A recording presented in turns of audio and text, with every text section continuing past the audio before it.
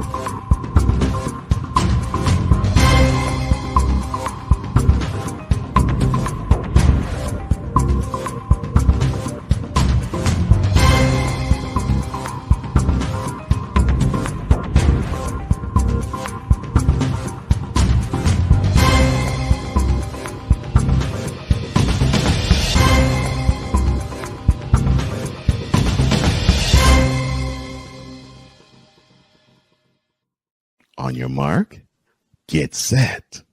Let's go. I can't do it. We'll do it live. Do it live! I'll write it and we'll do it live! Mister, will you please wake up, wake up, wake up, wake up, wake up?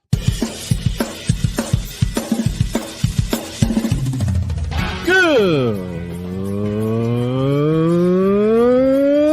morning. Kevin Durant, you should have left California.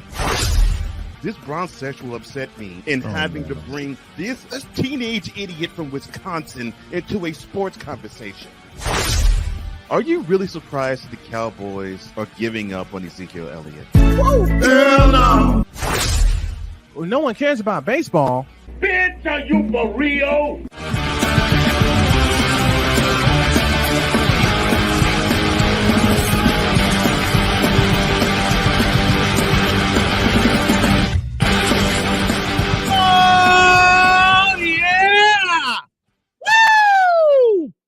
I'm ready.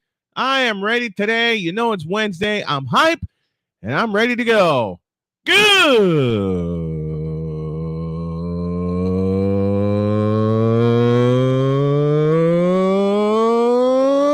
morning. Welcome to the wacky Bronsexual Wednesday edition of Snowman in the Morning. Glad to have y'all with us. We are presented, as I get my stuff out here, by BetUS.com. Hey, sports bettors, listen up. Your favorite sports book, BetUS.com, is back in our 30th year of action with live in-game betting, incredible odds with daily odds boosters, props and parlays, fast payouts, and exceptional one-to-one customer service. We got it all. And when you sign up and use the code Snowman, you will get a 125% deposit match.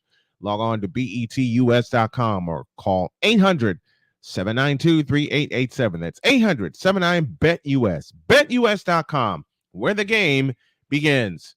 I started a firestorm on Facebook because you know it's Wednesday, and I just have I have a little fun, and I put a statement out there for you Bronsexuals to look at.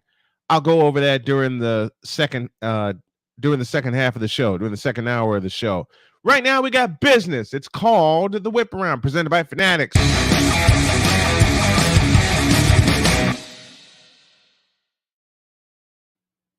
The legendary Al Michaels strikes again. And when it comes to criticism, Al Michaels couldn't care less what you think.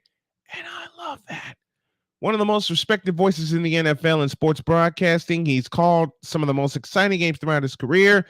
However, Michaels faced a lot of judgment last season in his first season of calling Thursday Night Football on Amazon Prime, with several critics pointing out the play-by-play voice seems less than enthusiastic on several occasions. Michaels addressed the blowback he's received with Tom Friend of Sports Business Journal, and he reminded people that he's not going to let the negative comments get to him. Look, sometimes I'll take some bleep, Michael said. People say he didn't get excited enough. What do you want me to do? Scream, holler, yell the game? That ain't me. That ain't Joe. That ain't Jim Nantz. I can't pay attention to anti-social media. We live in a country with 330 million people, and if 8 people rip you on social media, I'm going, huh? Now anybody singing in the basement has a platform. You can't let things like that distress you.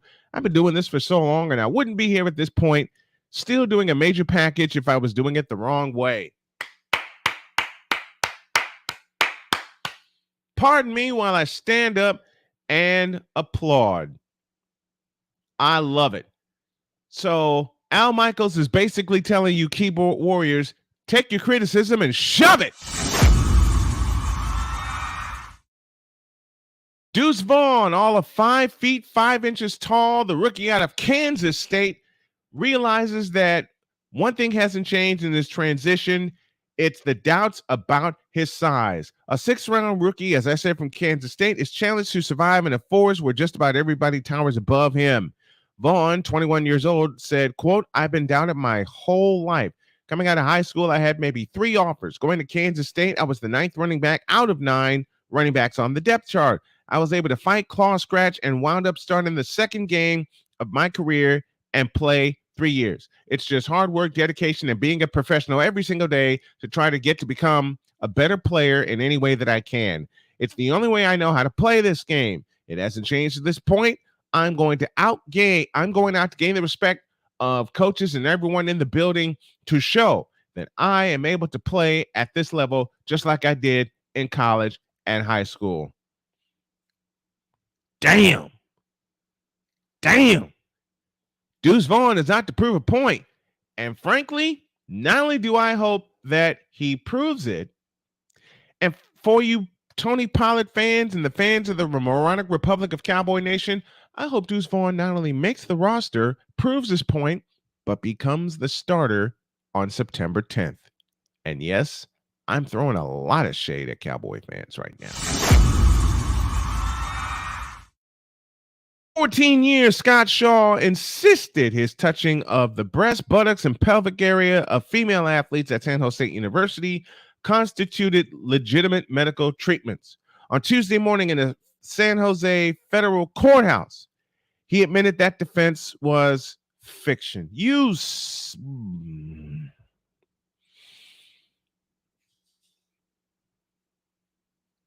These sick asses.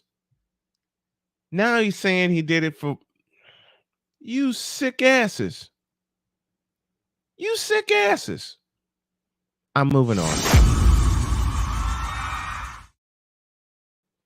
The fate of the Indianapolis Colts now lies in the hands of a rookie. After Tuesday morning's practice, Colts head coach Shane Steichen appointed the rookie first-round quarterback Anthony Richardson as his team starter for the 2023 season. Now, y'all heard and know my reaction of when the Colts drafted him. But after sitting around thinking about it, thinking back to what the Colts did in 1998 with Peyton Manning, who I know was more accomplished, and rightfully so, more athletic and everything, they gave him the keys. They let him fumble around until he figured out the ignition. He started it and ran that franchise and ran that offense for 11 years. Put the right pieces around Anthony Richardson, and he will be successful also. Let's see what the kid can do, and let's see how he runs this offense. Quite frankly, even with all the negatives, I'm a little excited to see what he does, which means I'm going to place a call to Matt Taylor later today and see if I can get him on the show either this afternoon or tomorrow afternoon to talk about Anthony Richardson being the starting QB for the Indianapolis Colts. Let's see what the kid can do. And then there's the curious case of Sage Steele. She has parted ways with ESPN after 16 years, and she said on social media that a lawsuit with her now former employer was settled. She sued ESPN in 2021 after she was suspended for making comments on the Uncut with Jay Cutler podcast, telling the former quarterback about Disney's policy concerning the coronavirus vaccine. Steele told Cutler, quote, I work for a company that mandates it, and I had until September 30th to get it done or I'm out. I respect everyone's decision. I really do. But to mandate it is sick, and it's scary to me in many ways. She also made comments about the lineage of former President Barack Obama and how women in society dress. In the lawsuit, Steele claimed the network violated her First Amendment rights and the free speech laws of Connecticut, where ESPN is headquartered. ESPN denied she was suspended. Before the settlement, a trial had been set to begin next March. Steele said, quote, having successfully settled my case with ESPN Disney, I decided to leave so I can exercise my First Amendment rights more freely. Amen. Steele said on social media, I'm grateful for so many wonderful experiences over the past 16 years and excited for my next chapter. ESPN and Sage Steele have mutually agreed to part ways. We thank her for her many contributions over the years. Close quote. Okay. I'm happy that she's gone from ESPN. I'm also happy that another brick in the wall has come out and the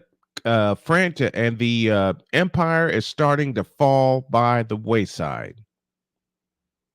I totally get her comments about being restricted, especially with that network. There are so many people that have said the same thing. So good for you. Move on to the next chapter. And I hope a few other people that are there get the idea that ESPN ain't the place to work.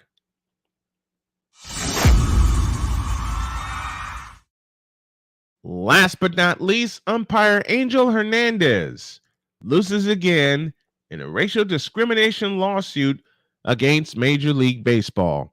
And that concludes today's Whip Around.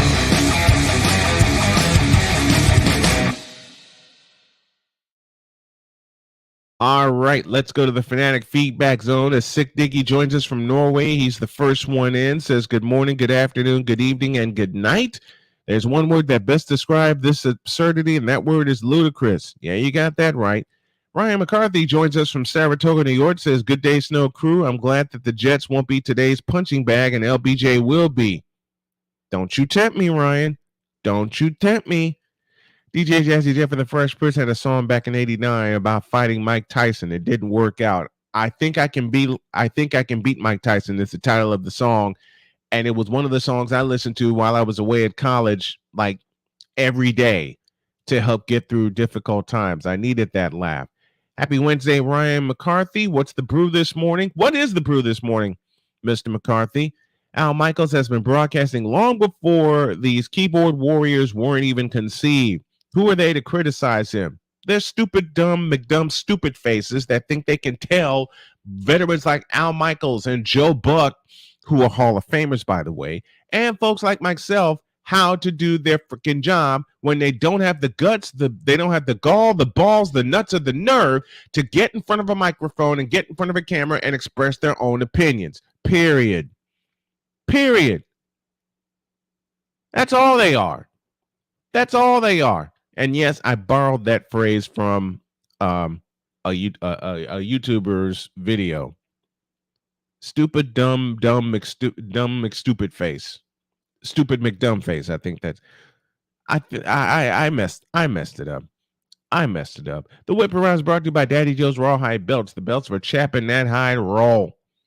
Daddy Joe's Rawhide Belts. Salute to Gary, Indiana. Thank you, Sick Diggy, for that.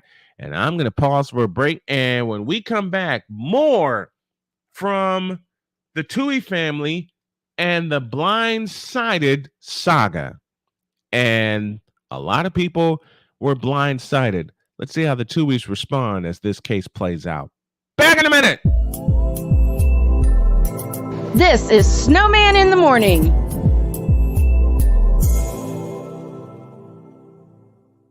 CSTV will air the Big Three, and I'll call the doggone games. Ice Cube, bring your show out west, and we'll handle it. I am making a public plea right now. You want some fair coverage? CSTV will air your games, all of them, and I'll call as many as I can. We'll do a simulcast, television and radio. It's an area I know best. Television and radio. And yeah, I'm putting it all the way out there. So you know what, Ice Cube? I'll make this plea right now. Me, a small-time YouTuber, a small-time broadcaster, according to a lot of people, which I don't listen to, put your games on CSTV. Put your games on CSTV. Give us a little funding, and we'll do the rest. Where sports is the base, life and fun are the results. This is the Brian Snow Show. Your afternoons just got better with the Brian Snow Show. Weekdays, 4 p.m. Eastern. Come on aboard and enjoy the ride, folks.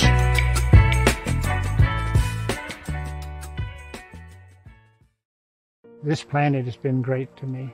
It's given me gifts that I can't even explain. It's given me adventures and memories I'll never forget.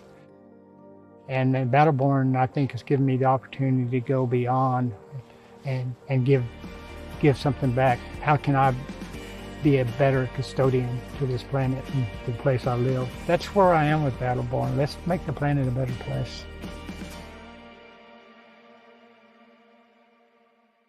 Now, I'm known as the guy who can fix just about anything, but the technology in most appliances requires very special training to fix. And that's why my family has Choice Home Warranty. Choice Home Warranty covers over 25 major home systems and appliances. That's your AC, heating, plumbing, kitchen and laundry appliances, and so much more. Call Choice Home Warranty now before something breaks down. Get protection for your heating, AC, plumbing, kitchen and laundry appliances, and more. Call 800-973-6121. 'Cause we take this job so serious. What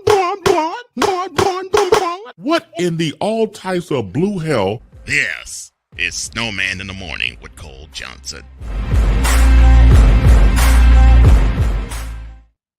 Oh boy, a preview for later today. 16 after the hour. We go back quickly to the fanatic feedback zone, and Cole strikes again. What are the Jets' flaws?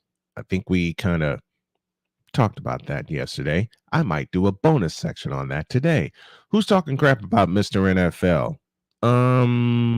Me. He said, "Don't you start, Cole Sports." He didn't. I did. Then Sick adds that. I'll read that later. Hawk TV is in the house with us from the DC metro area. Good morning to you. And Hawk, you and I need to have a discussion on the air about a possible name change. I have a new ad for you. This I gotta see. I can't wait to see it. Here's this one. After seeing the thumbnail, I'm upset. Why? Mike Dole, capital punishment to men generally taller and bigger than him. Yeah. You want to beat a champ? Beat him. Buster Douglas did in 1990. That's pretty simple. All right, here we go. So the Tui family calls Michael Orr's legal action over Blindside a shakedown attempt.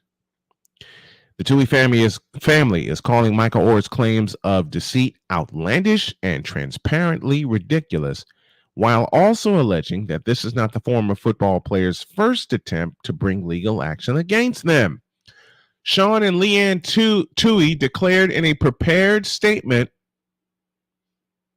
co-authored by the couple and their legal team. Let that hang for a minute. That the notion their family's relationship with the former Briarcrest Christian Ole Miss and NFL star was motivated by selfishness, hurtful and absurd.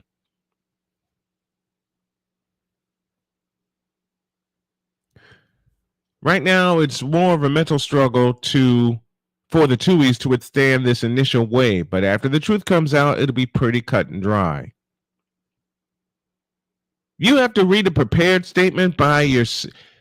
You mean that I realize you have to have a legal team to combat this. I get that. But why do you have to? Maybe this is me overthinking this. Maybe this is me being a bit naive to the legal system. But why the hell do you have to have a prepared statement by you and your lawyers to combat a charge against you. Maybe this is me being old and maybe this is me being old school, but you either did or you didn't. It's as simple as that for me. Am I missing something? Am I missing something here? You either did or you didn't. You either used the kid or you didn't. You either adopted him or you didn't. I'm waiting for those truths to come out. I want the whole process to play out, and I stick by the words that I said yesterday. And I will continue to stick by the words that I said yesterday, and they go like this. Should it play out in the proceedings that the Tuohys did use Michael Oher for their own personal capital gain, then not only do they need to be sued, they need to be jailed. Because that is flat out extortion. That is extortion and exploitation at the highest level. To pretend that you love a young man so much that you want to take him into your home, take him out of the system, and then as soon as he becomes a big star, or in the process, as soon as he becomes a big star at Ole Miss and the NFL, you want to snatch money off of his name. And the fact that you have to have a prepared statement by your legal team and you tells me I'm leaning toward Michael Oher's side. Now, this is initial, and this is probably a knee-jerk reaction from yours truly. But be that as it may, I want the whole process to play out, because this hit everybody yesterday when I did this story. And now the Tuohys have responded. And I need to thank my executive producer, Cole Johnson, for giving me this. A prepared statement. I want to let it hang right there. A prepared statement by you and your legal team. I realize the rights read that anything you say can be used against you in a court of law. I realize that. But if the truth is on your side, then damn that. To me, it's pretty cut and dry. You either did or you didn't. Period. Period, point blank, end of story. You either did this ish or you didn't. You either loved him or you didn't. You either cared or you didn't. You either gave a damn enough to bring him into your home with your own family or you didn't. Period. End of story. I know a lot of foster parents who did it because for the love of the children they were bringing in. And they thought that the child that they brought in, or children in some cases, could mesh with their family. You either did, or you either cared or you didn't. You either loved him or you didn't. You either exploited him or you didn't. Period. Point blank. End of story. And if a settlement happens, then both sides lose. Because if this case winds up being settled out of court, both sides lose. But the Oher side loses more because they're not able to tell their full story. They're not able to tell their full story. Frankly, if this plays out the way I think it will play out, and the Tuohys are found guilty of extortion and exploitation and all the other charges that he put in this statement, I will repeat the sentence I said yesterday. They not only need to be sued, they need to be jailed, because that is wrong on so many levels. And now you have their response, the Tuohys' response. A shakedown attempt? Okay. If y'all think this is a shakedown attempt, prove it. Prove it. That's all I got to say. Now, with I'll reread according to the petition said, or who was led to believe the 2004 papers he signed were necessary for the Tuohys to adopt him, never received money from the movie proceeds, and that the Tuohys earned millions of dollars. Remember, the movie Blindside, which I absolutely loved, made $300 million. $300 million. And on Tuesday, the Tuohys said they received, quote, a small advance from the production company and a tiny percentage of net profits. Okay, how small of an advance was it? How small of an advance was it? According to Orr's petition, Orr was never adopted, and the Tuohys negotiated a one-time payment of $225,000 with 20th Century Fox, plus a 2.5% of all defined net proceeds from the movie for themselves and their two natural-born children. I am pissed just reading that, because now it says to me, to these four eyes, that they didn't love Orr in the first place.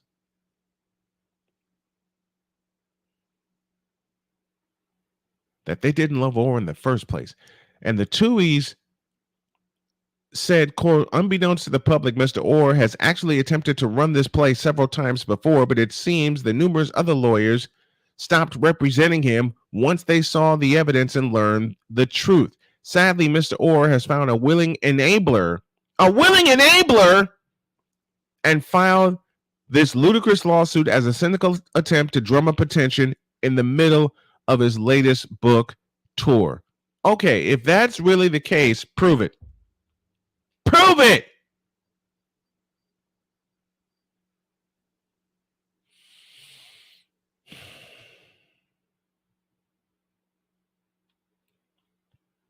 You know, Sick Diggy has a great comment.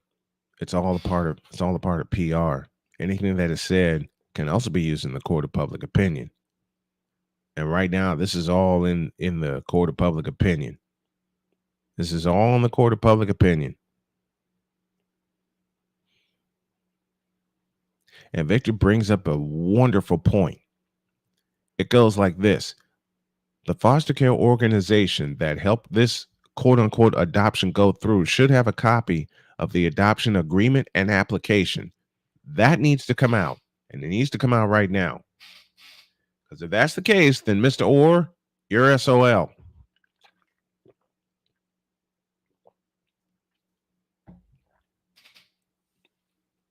Okay? I stick by my words that I will let the entire process play out. And when I say the entire process, I mean just that. The entire legal process needs to play out. The entire process needs to play out.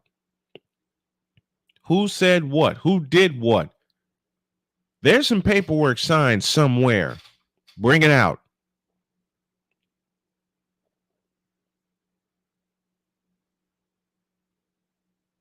Remember training day, and thank you, Sick Diggy, for this. It's not what you say, but what you can prove.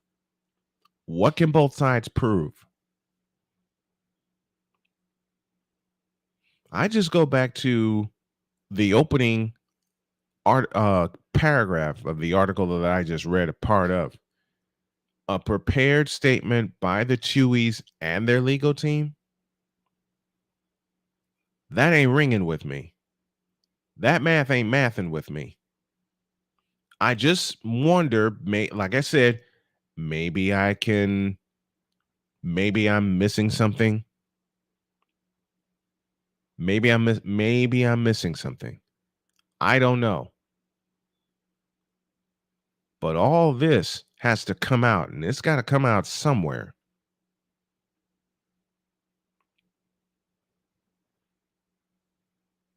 And Seriously Larry just asked a great question. Which seems more likely, that rich white people exploit disadvantaged black youth with the help of Hollywood establishment, or the opposite? Who got exploited?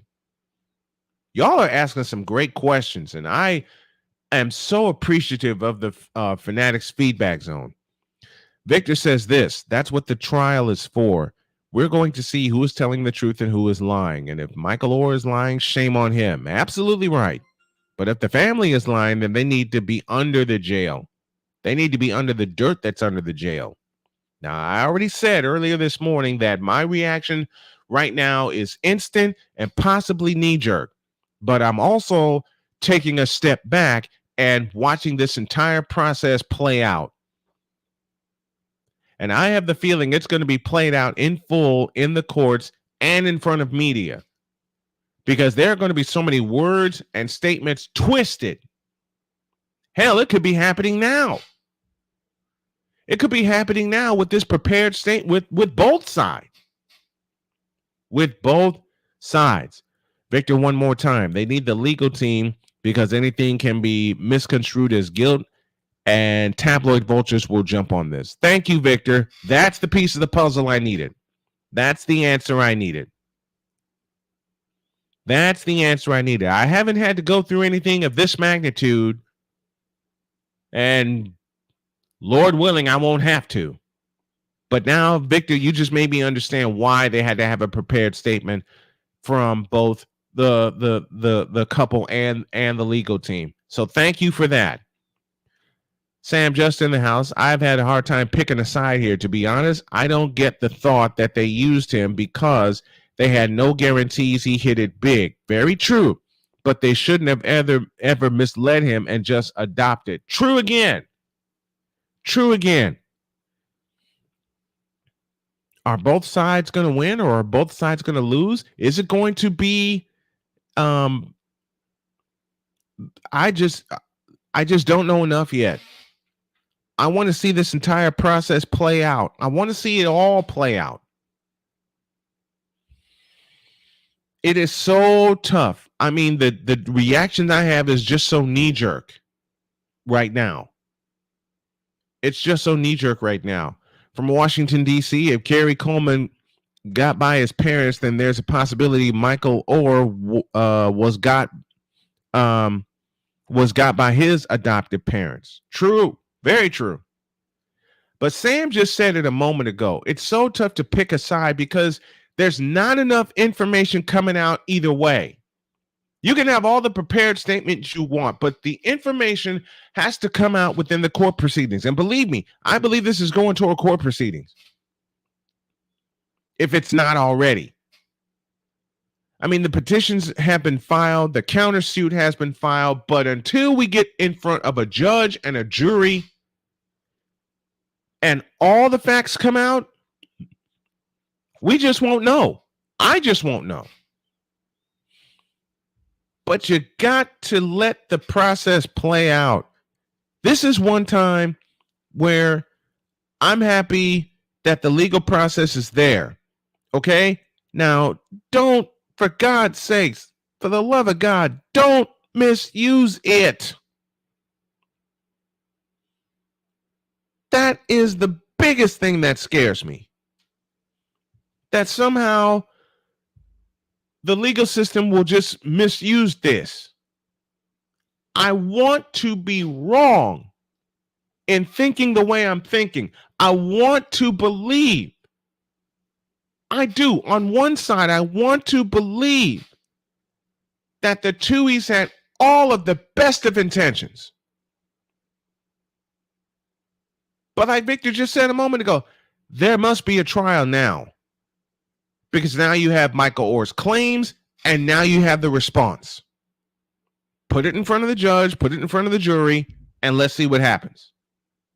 Let's see what happens. But as I said, I am taking a step back, and I'm looking at this in a full prism. Both sides, both parts of evidence has got to come out. And I believe this is going to wind up being the trial of the year because of all of the external factors. Hollywood's involved. The movie company's involved. You got the Tuohys and Michael Oher and Michael Oher's family.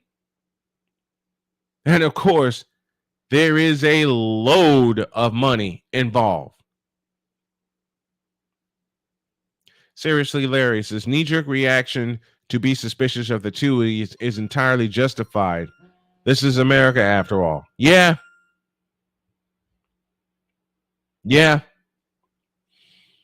But there's a part of me that wants to be wrong that the Tuohys misused or, but there's another part of me that believes or is speaking the facts.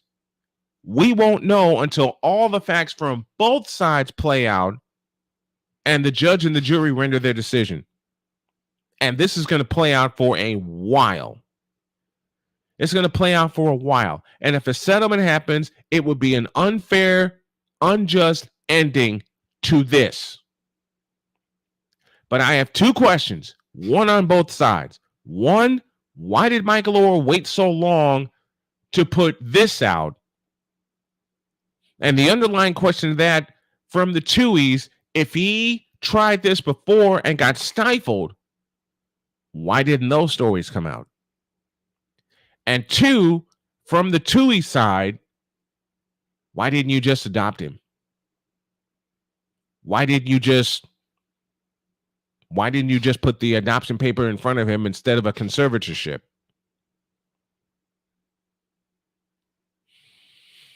So many sides, so many questions to be answered.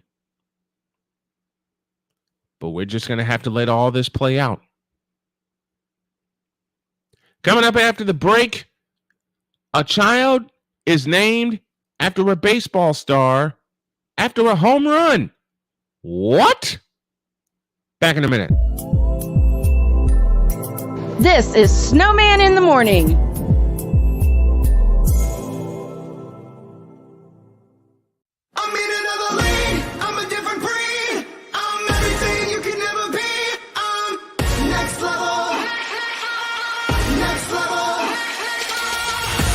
Thursday nights are wrestling night on CSTV. Tune in every Thursday night at 7 p.m. Pacific to see all the amazing Next Level Pro Wrestling stars on Thursday Night Throwdown on CSTVNow.com and the CSTV app on your Roku device. PK Tire Pros, your one-stop on-the-spot auto service headquarters for a complete line of quality tires and auto services. For years, we have provided the Stockton, California area with the latest products and unprecedented services for everything we sell. And for years, our customers have been coming back. Take a look around. If you don't find what you need, visit us in Stockton, California. From the latest and best in tire technology to the services required to keep your vehicle looking good and running great, PK Tire Pros can get you out on the road quickly and at an affordable price. Stop by soon and see why so many people consider PK Tire Pros to be the one-stop shop for all of their tire needs. At PK Tire Pros, our friendly and knowledgeable staff, quick and dependable service professionals, and affordable prices all come together to make driving out on a new set of tires easy. On top of that, we never tire of tires. Stop by and see us, and you'll be glad you did.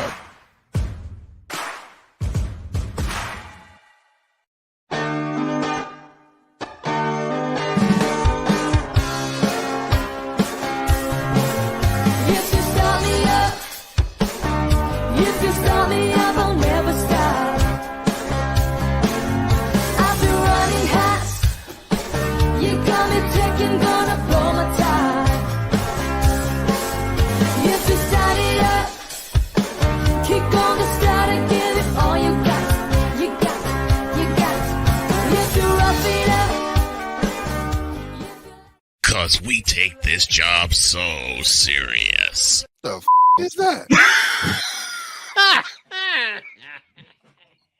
Sorry, pardon me. My apologies. What in the all types of blue hell? This is Snowman in the Morning with Cole Johnson.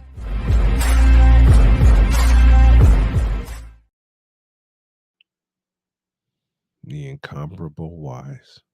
That's all I got to say. The incomparable Wise. 39 after the hour, 21 before the new hour. Oh, baby. That's that Michael Oher story and case within. It's going to be crazy. It's going to be crazy. Quickly to the Fanatics feedback zone. Seriously, Larry joins us. Hey, Larry, where are you Where are you watching or listening from? Want to shout you out properly. Knee-jerk reaction to be suspicious of the Tuohys is entirely justified. Thank you very much. Victor Locke, these came during the break. I'm pretty sure the NFL is involved too. Yep. I'm pretty sure they are. If not, they're going to be. Here's a hypothetical scenario. What if it were a black couple who adopted a white child instead? Ooh. That's a very good hypothetical scenario. And all that happened, man, there'd be so many question marks. There'd be even more question marks with that situation. 99% chance of a settlement with gag order. No one admits wrongdoing. You know, I never thought about that. I never thought about that being a possibility. And it just may be. To Victor Locke in Chicago, if what Orr says is true, it still would be terrible. Yeah, it would be. Ryan McCarthy from New York, there are no winners in this at all. No winners in this. Sick Diggy, wait a moment. If there was an adoption, wouldn't there have been a biological parent to have consented to it? Absolutely. I went through it. With Donna. I went through with Donna and her mother, Liz. I went through it. In my case, it was forced, but I went through it. Cool McCain says, crazy. Yeah, ain't that the truth? I mean, what city and state, Larry? What city and state? For those of you watching on YouTube, please subscribe to the YouTube channel and like the video, send it out to others, help make the channel grow. Welcome to those of you watching on BS3 TV and all points south and southwest. And a welcome to those of you on CSTV, watching on CSTV, based out of Reno, Nevada. Welcome to those of you on WIRU-DB in Chicago, WLEO in Baltimore, and our flagship stations, SM Sportsnet and SM Sportsnet 2. Larry's watching from Florida. Okay. You a Gator fan? I want to get to know the fans that are watching. Now, speaking of fans, all it took was a brief conversation with a fan while he was waiting on deck in the on-deck circle, and there's another Mookie in the world, talking about Mookie Betts. Dodgers outfielder Mookie Betts was preparing for an at-bat in an August 2nd home game against the Oakland A's when a fan told the 7-time All-Star he'd give his soon-to-be-born daughter the middle name Mookie if he hit a home run. So what does Mookie do? He launches a 436-foot shot to left field, and when he finished circling the bases, he made a detour on his way back to the dugout to give the fan a celebratory fist bump.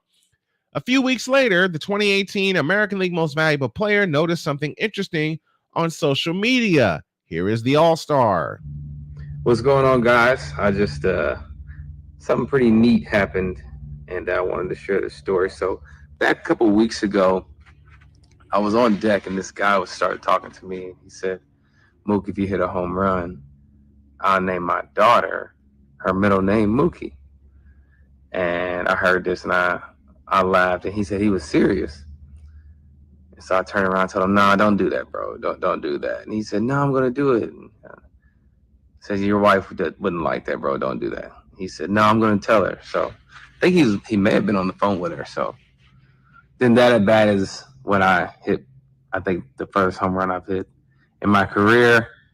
And so I circle the bases, come back, and give him a fist bump. There's a little video of it. I thought it was super cool. And then, like a couple weeks later, I see on Twitter the birth certificate for Francesca Mookie Mancuso.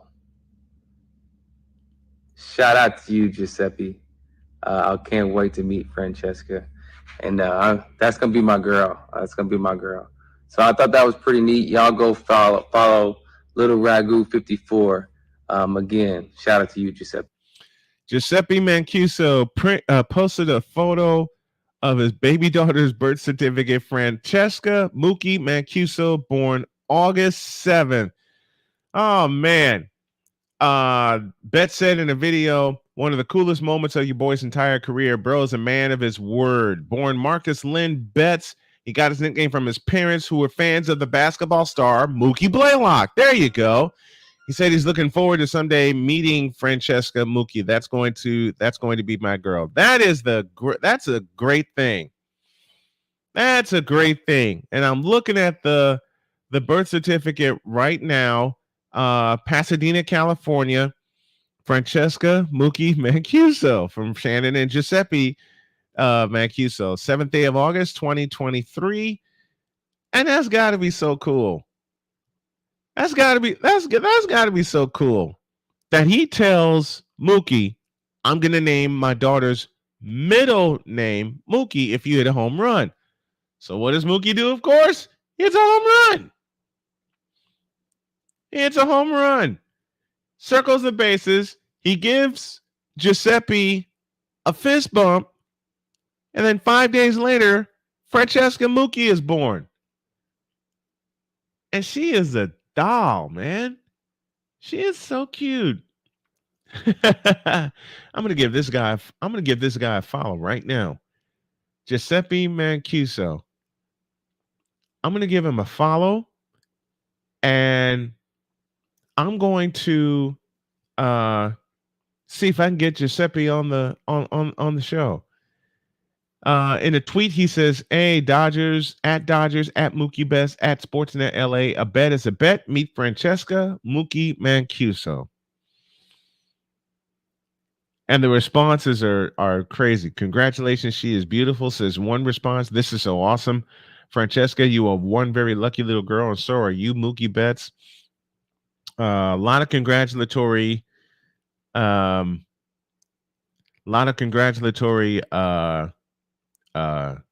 messages. Bill Platsky, LA Times sports columnist, followed him. She is precious. What an amazing story she will have to tell. And when she tells the story, I bet there will be such a gleam in her eye, man. As a father, you can't help it. You can't help but have a gleam in your eye. But to have this happen, that's the coolest thing. And he's on the phone, and I'm looking at the accompanying video after Betts circles the bases. He comes by in front of the dugout. He comes by in front of the fan rather, and gives him a fist bump.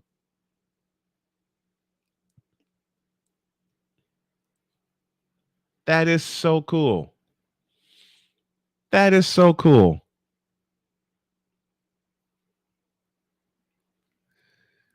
That makes my heart sing.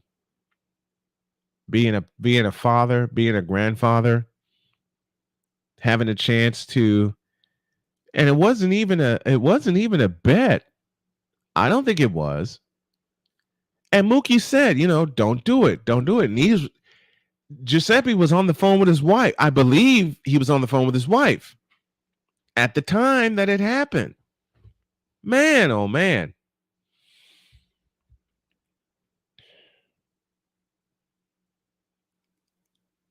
I'm not going to cry. I'm not going to cry. I'm not going to cry.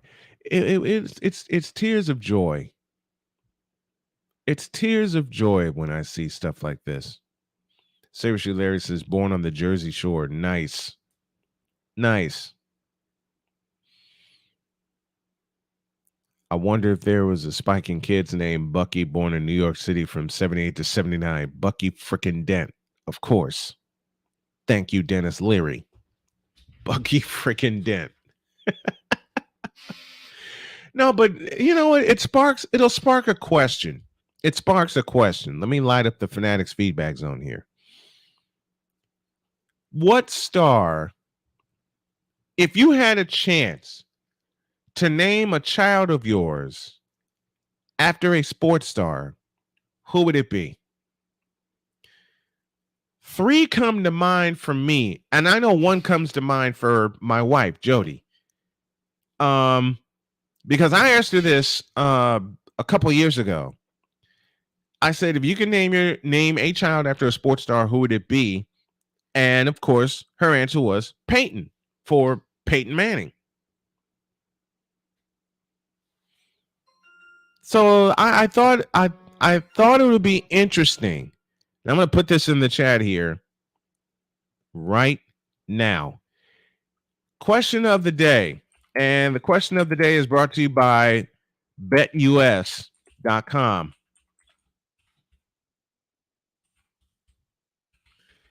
If you could name your child after a sports star, which star would you choose? In the chat right now. And it's probably going to go all over. It's probably going to go all over the place. It's going to go on to Twitch. It's going to go on to Facebook. But I want to know. But I want to know. Play-by-play with JJ in the house with us. I love that question. I love Simone for Simone Biles. There you go. Love that one. I love that question. JJ says love that question. But if you could pick a sports star, who would it be? For me, damn, there's so many. There are so many. Let me just go ahead and make this a full segment. It's time for our question of the day presented by betus.com. If you could name your child after a sports star, which star would you choose? Victor says I probably wouldn't because I want to keep the Victor Locke name going. Yeah, I understand that. And I want to keep my name going too. And then Ryan says Vicala Jr. Oh hell. I gotta do it now. I gotta do it now. Can you imagine a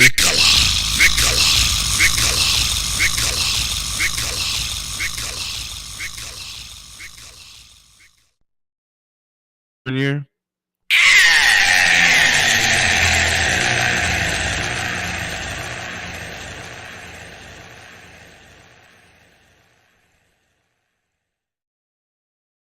As I've said often before about this man. Oops, not shut up. It's Cole Johnson, the man in charge of Cole Sports. How are you, my friend? I'm doing good, How are you all doing? Another comedic uppercut. I asked this question to Jody, and as I said, the first name that came out of her mouth was Peyton, Peyton Manning. Right. For me, it would probably be Jordan. Jordan? Well, I can understand that. It would probably be Jordan. I can understand that. Well, we already got a Dakota, and it ain't for Dakota Prescott. Thank the Lord for that. Oh, the Lord, yes. It ain't for Prescott. I mean, she wanted to find an unusual name for Dakota for her son, and Dakota came to mind. I'm like, okay, cool.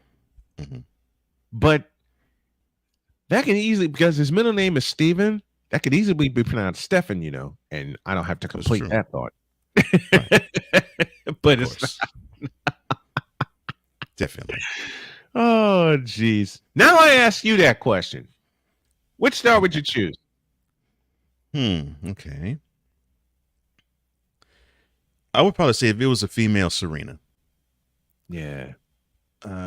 Yeah. I've always been drawn to that name. I mean, long before Serena Williams became the number one tennis player in the world. Before she became Serena Williams. Of course. Yeah. So yeah, that's easy. The female's name Serena. If it's a male's name, there's so many. For me, for a female's name, JJ already mentioned Simone for Simone Biles. Yeah. Angel for Angel Reese. For me, a female's name. Too many to choose from for me, especially with tennis, because like Mike Greenberg, the first female star I fully got attracted to was Martina Navratilova, and behind her, Chris Evert. Now I like when people called her Chrissy. Yeah, I thought that was cute. Yeah, it was. But yeah, see Serena for the women. Men is hard because there's so many. I mean, nah, I know one for you, Warren. That's one of them. That's what I'm saying. That's one of them. Warren, of course, for Warren Moon. Mm-hmm. Warren, Earl. Yep. Earl Campbell. Mm-hmm. Ali. Joe. Yes. Gosh, I mean, just so many. Yeah. Nolan. Wait, Nolan. Yep. Oh, you know Astro's name that popped in my head that someone said to me recently. Remember the name Bill Doran? Of course. Yeah, he number 19. He just got put into the Teams Hall of Fame. Yeah. Teams Hall of Fame. Yep. Yeah. Who else was on that Astros team? Yes. Bill Doran. Second baseman. Yeah, second baseman for the Astros in the mid-'80s. Yeah. Number 19. Yep. Bill Doran, Terry Poole, Jose Cruz Jr., Jose Cruz. Yeah. Dickie Thon. And Dickie Thon. Oh, Lord, Dickie Thon. I was so happy when he came back to play after he got hit in the eye. I was too. I was so happy. If it was football for me, Joe, simply put, or Dwight. Yeah. Or Dwight.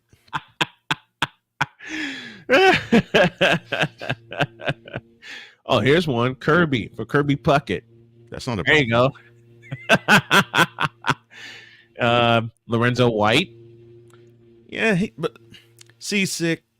Lorenzo White, he didn't make as big of an impact on me for me to name a child after him. How about that? I liked him. How about Alan? For Alan Pinkett. Same. I mean, and my father got a chance to meet him. Great guy, but his impact was similar to that of Lorenzo White. It's like, it was cool, but it wasn't Earl Campbell. No, it wasn't Earl Campbell. Like, no, not even close. It wasn't Earl Campbell. Not even close. And those, I saw a clip.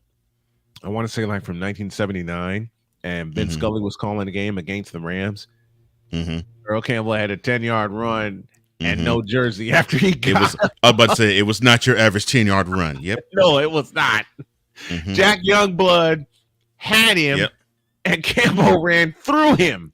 I give Jack Youngblood credit. I'm like, "Ooh, you's a tough dude," because you took that shot head on. I'm like, "Oh my gosh, yeah, man." What number? When you played, what number did you wear? I wore 72. 72. Here you go, Larry. Here you go, buddy.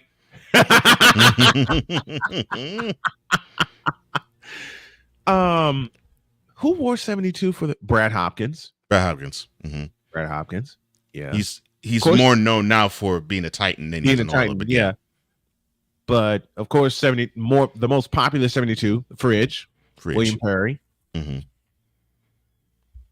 I didn't wear it for that. I didn't wear it because of Perry. Right. It was just a number I liked. And I always liked 72 for some reason. And I was like, okay, I know. I know the numbers I had to pick up between 50 and 79. So I was like, okay, well, that's a good one. You know, the first number I ever wore when I played baseball was 47 for Joaquin Andujar. Oh man, he was beloved. I know why I loved watching him pitch.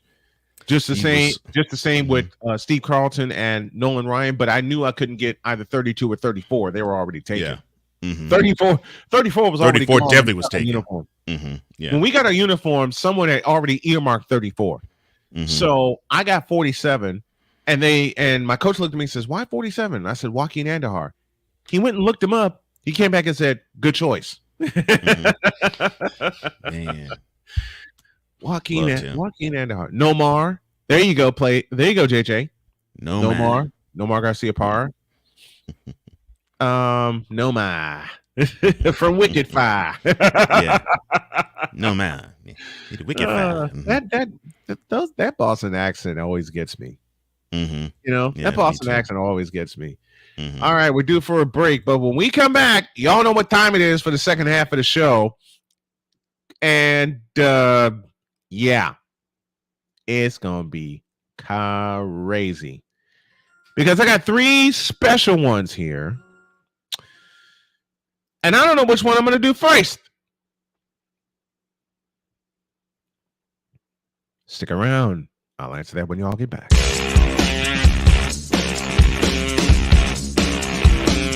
This is Snowman in the Morning.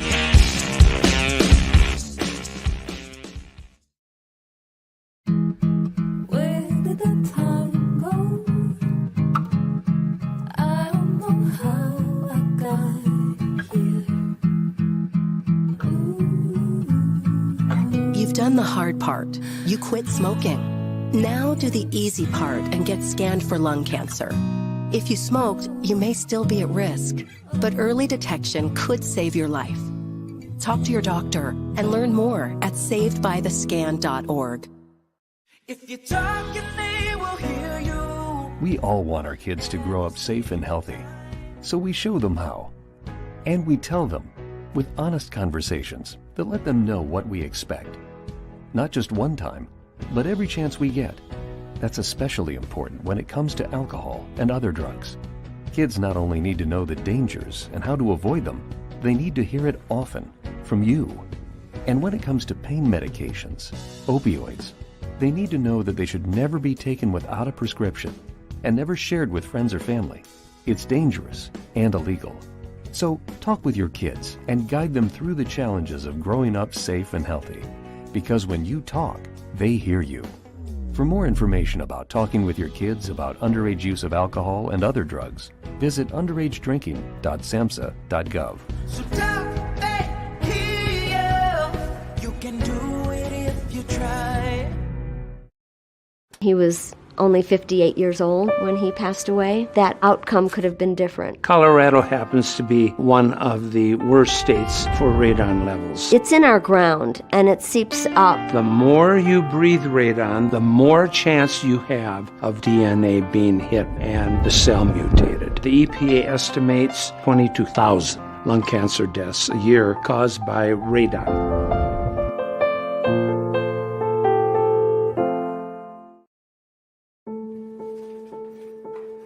We all make choices. When it comes to alcohol, kids make choices whether to drink or not. Bye, Dad. Bye-bye. Remember, I'm going to Alex's party tonight and sleeping over. Have fun. Hey, have a seat for a second. Remind me about that party again? Alex is just... And adults make choices whether to talk about it. That's true of parents and every other trusted adult in a kid's life. Kids want to know our expectations when it comes to alcohol and other drugs. They want guidance and honest answers to their questions. And it makes a difference when the message is consistent and part of everyday conversations. So talk with your kids and help lead them on a positive path. Because when you talk, they hear you. For more information about talking with your kids about underage use of alcohol and other drugs, visit underagedrinking.samhsa.gov. Time for hour 2 of this spectacular. Ryan McCoffey now joins us this morning. That's what you need to do to beat Josh Allen. You need to make him uncomfortable. Hour 2, time for some Spivey notes. And here's Jay. Well, I know he's only in his 3rd year, but they're just wasting Justin Herbert. Hour 2. The hardest working content creator I know, the playmaker. Hey, LeBron James, the greatest scorer of all time. Hey. Hour 2. The one, the only Christopher Dietz. They rewarded Ohio State for not playing, and they punished USC for playing. Hour 2. Sam Shady. Oh, man. It's been a roller coaster ride if you were a Philadelphia Stars fan. Hour 2. That's Big Ben, the man in charge of the BS3 network. And if I see Kurt 2 Chainz Cousins out. Hour 2, Chris Bay's joining us. Oh my God! Oh, this game! Oh, way to go, Sammy! Hour 2 was Oh man, I thought I missed it. What in the all types of blue hell? Time for hour 2 of this spectacular, and it starts right now.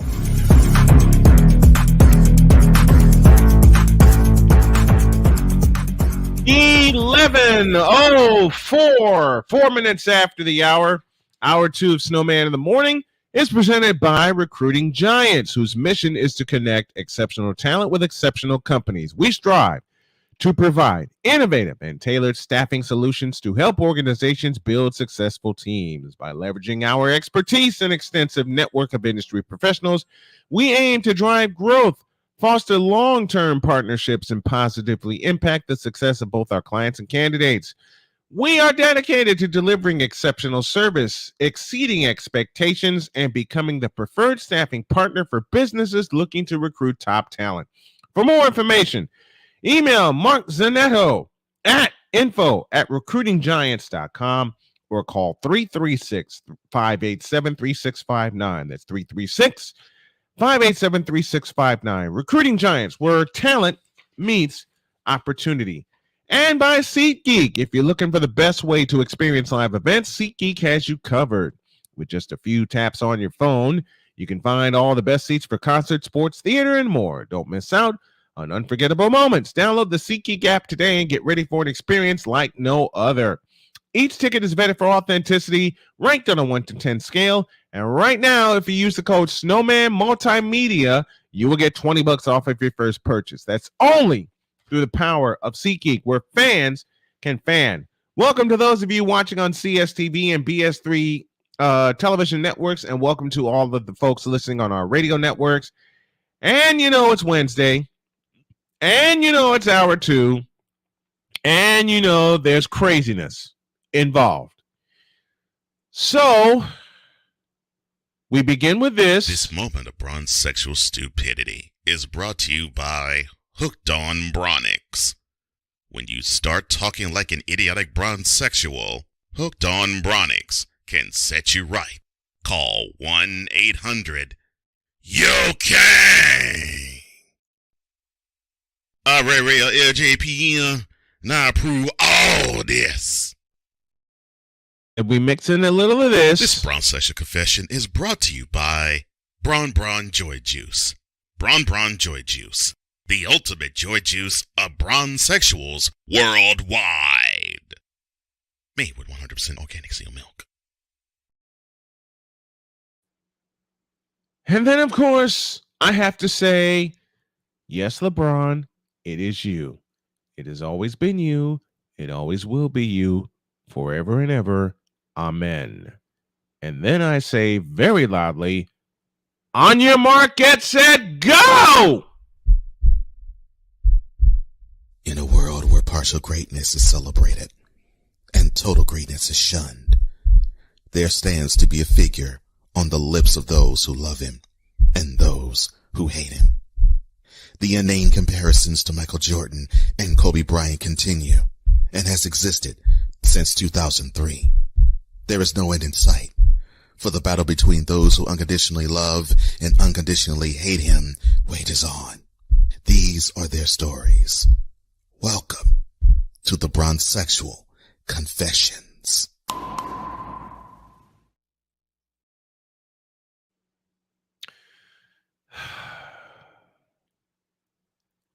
I don't have any names for this one today.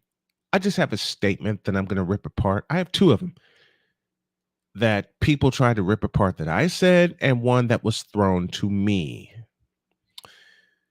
For as you know, I've had many conversations with Bronsexuals. I actually had one say to me that I've had some controversial takes throughout my career, and he put controversial in quotes. But I'm going to borrow his words and say, this one took the cake. LeBron and Kobe are better than your bum. Let me read that again. LeBron and Kobe are better than your bum. Okay. Dear Bronsexuals, Yo Kang sucks at the game of basketball. Ouch. Sorry. Dear Bronsexuals, LeBron James sucks at the game of basketball, period, forever and ever, amen. What is LeBron? And I asked you Bronsexuals this so many times before, and no one has yet to give me an answer. None of you Bronsexuals think about this question. And the question is this: what has LeBron done to influence, make better, or revolutionize A, the game of basketball, and B, the NBA? I will answer that question with one simple word: nothing.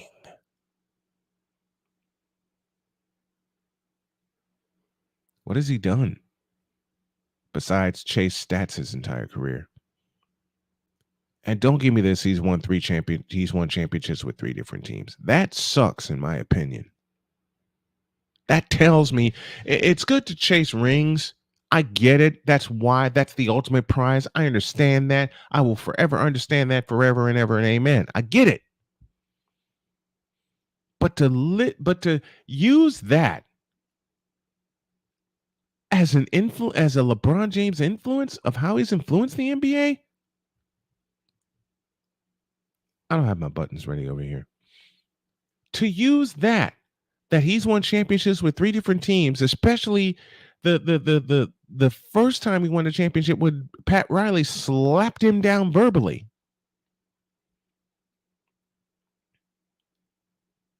Do me a favor, Bronsexuals. Stop the cap. Please. LeBron has not done a thing.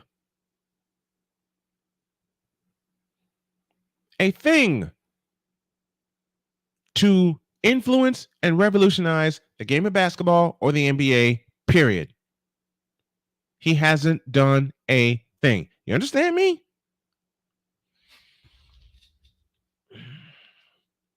Has he ever had, and y'all want to throw stats at me, let me ask you this. Has he ever had a 50, 40, 90 season in his 20 years? 50% from the field, 40% from 3, 90% from the free throw line.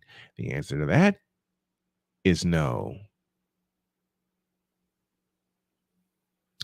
And people want to talk about that these Bronsexuals want to say that LeBron is more clutch than MJ. And you want to put Kobe in the same page as LeBron? Kobe's better than LeBron, and Michael's better than both of them. And I have no disrespect toward LeBron, the athlete. I judge a player by what he's done on the floor. And what these Bronsexuals love to do, and they do it often, is combine, I beg your pardon, what he's done on the floor and off the floor, squish it into one, and try to lift that over MJ. And it does not work. For those of us who have actually watched the game, and there are plenty of us, there are plenty who agree with me.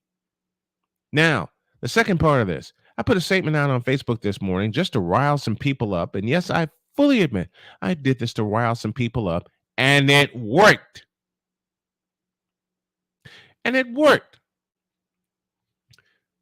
My statement reads as follows, quote, No, I did that wrong. I did that totally wrong. And I'm sorry about this, Cole. I'm sorry. Now, my statement reads as follows, quote, Jack Sikma played a more fundamentally sound forward than LeBron James ever will, period. And here we go. Close quote. The Bronsexual responses have been many. I was told by Dante Pryor to stop it and get some help. I was told he wouldn't last 5 minutes in today's league, which I think he will. Was told by Sidney Clinkscales, very dear brother, very dear friend, wonderful brother. He lacked the athleticism to do what LBJ can do, and because of that, many times fundamentals are on the wayside. And Big Jack played more center than power forward. True. With the definition of how a power forward has changed as well. Not arguing that, just pointing out his lack of athleticism over MJ. Okay, that I can get. That I can get. He didn't have the athleticism. Didn't need it. He knew his role and he played it. Joey James, you know the stat guys will jump on you for this one. Give me this button. Bring it the on. Bring it the on.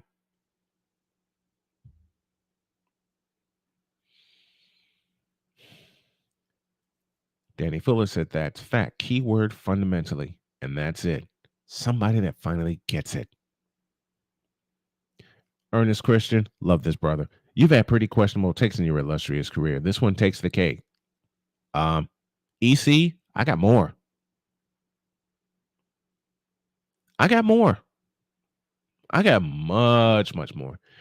Freddie Henderson. This is what you call a reaction post. He says these things just to get reactions. This is a page out of Skip Bayless's playbook. First of all, Skip Bayless. Second of all, I wouldn't say this if I didn't believe it or watch it. And third of all, you. There. Now that I've taken care of that.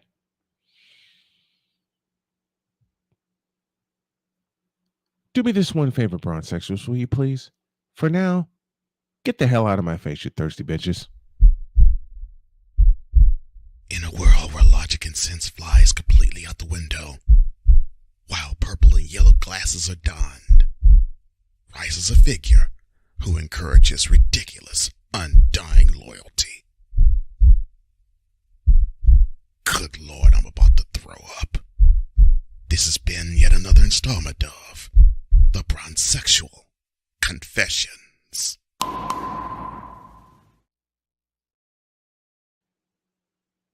I'm just warming up. Round 2 after this. This is Snowman in the Morning.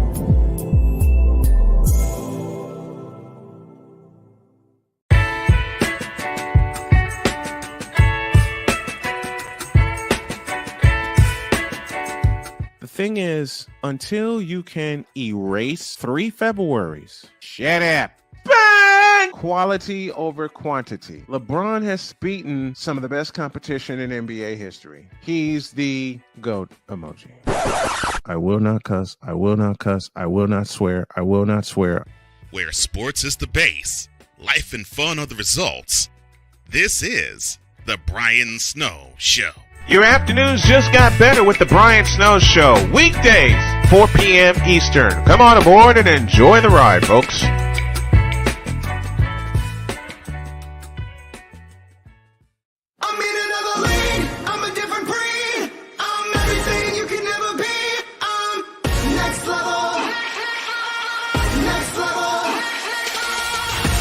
Thursday nights are wrestling night on CSTV. Tune in every Thursday night at 7 p.m. Pacific to see all the amazing Next Level Pro Wrestling stars on Thursday Night Throwdown on CSTVNow.com and the CSTV app on your Roku device.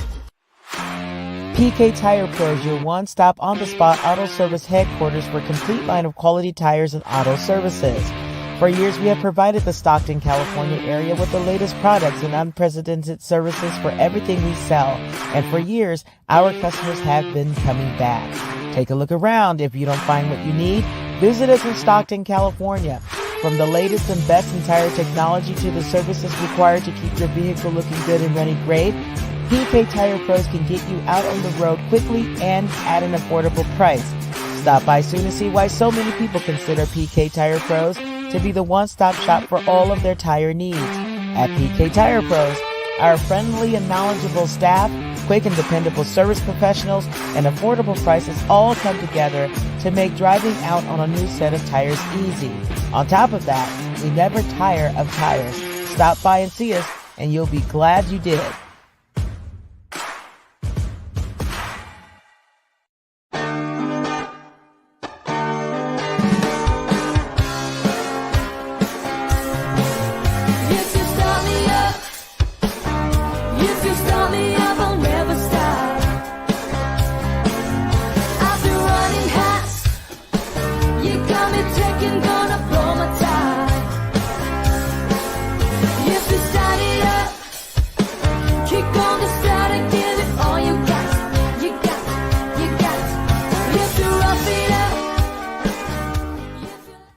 because we take this job so serious. The is that?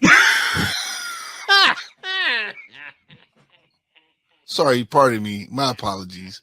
What in the all types of blue hell? This is Snowman in the Morning with Cole Johnson. 11:19 after the hour. My partner is back. And there was a comment that got promptly deleted by the mods on the channel. And I love you guys because there was a hard word used. And if there's one thing that we will not tolerate within the fans of the Fanatic Feedback Zone, we will not tolerate any insults. So to the person whose comment got deleted and to the person who tried that comment, we double dare you to try it again. Now, with that out of the way. Insult? Uh-huh. What bumbling idiot tried to mess up the Fanatics Feedback Zone? Who is this fool? The Darkest Prayer is his name, and I will not read the message.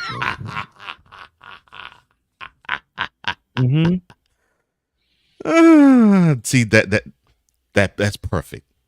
That's perfect. Yep. Because, yes, LeBron, it is you. It's you. It's always been you. It's you now and always will be you. Even with that ridiculous name that this fool tried to troll up on this wonderful sanctuary that is the Fanatics Feedback Zone. Forever and ever. Amen. Amen.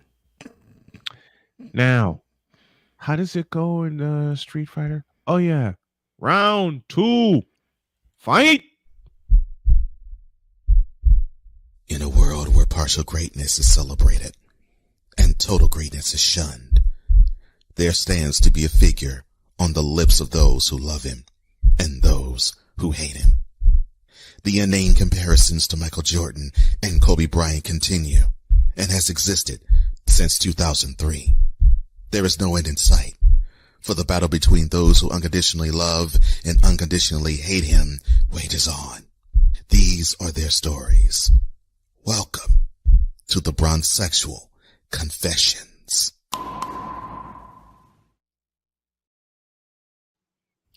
Okay, I won't need my glasses for this one.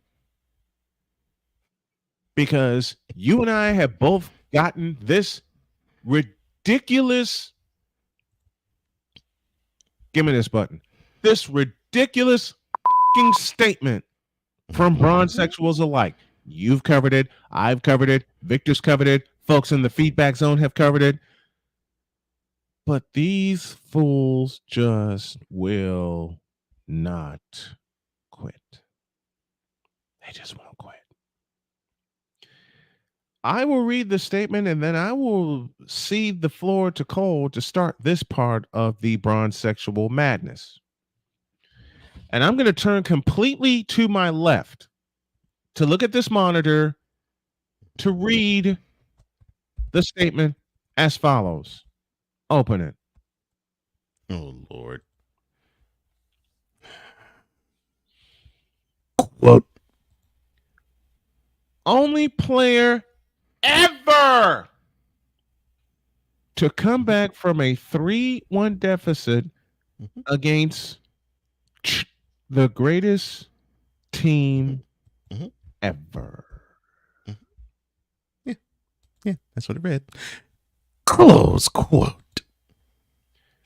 Before I see the floor to Cole, and now a selection from the Wonder Bread Tabernacle Catholic Choir entitled, Please Stop the Cap.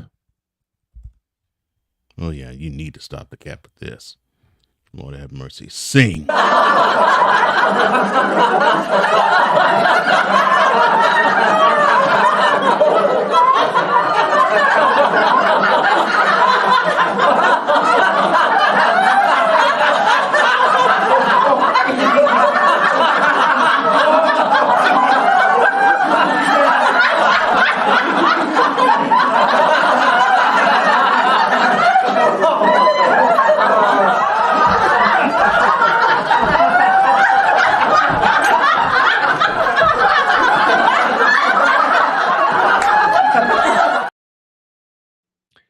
And he let it roll.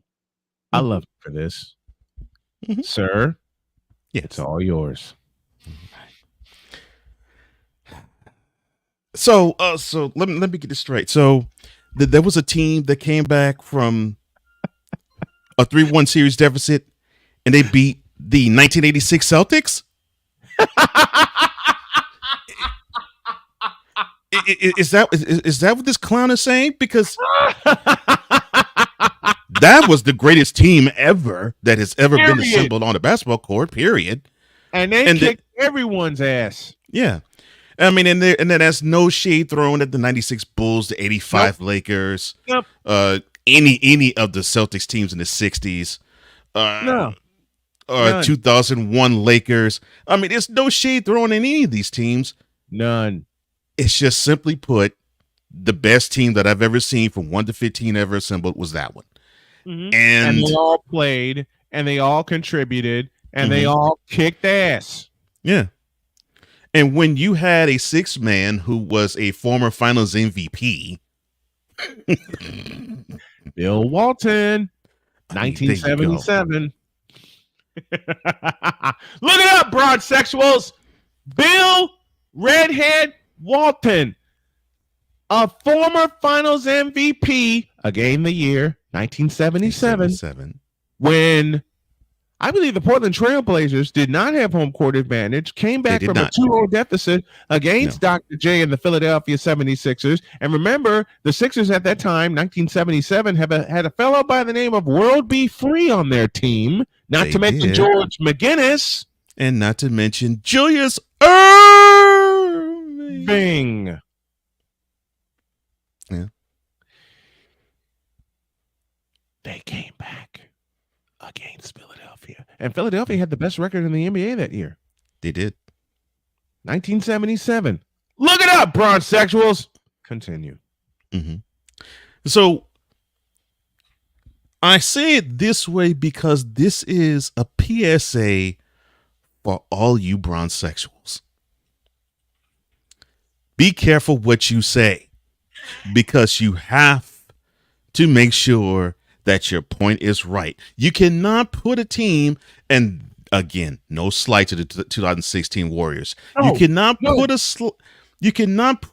the sentence "greatest team of all time" when that team did not win the world championship. Now, I know you'd say, well, the record 73-9. No player has come from behind and beat a team with that record ever. Yes, I know. I saw all the memes.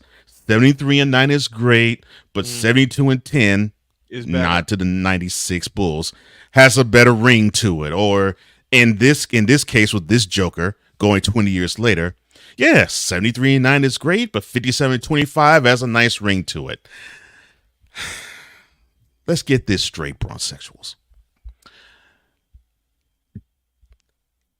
You all love participation trophies, and I don't understand why that is the case, but you embrace participation trophies like you would say, I don't know, a joystick. I don't know, like KY jelly. I don't know, butt plugs. I mean, like a box full of those toys. I mean, you embrace them like I don't know, like a vibrator. I mean, you just embrace all these things. Mm-hmm. And yep. I mean, you don't believe me? Oh, you keep saying this guy's the greatest player of all time in LeBron, yet he has 6 finals losses. So, I'm sorry, what? 6 finals what? Oh, he has 6 finals.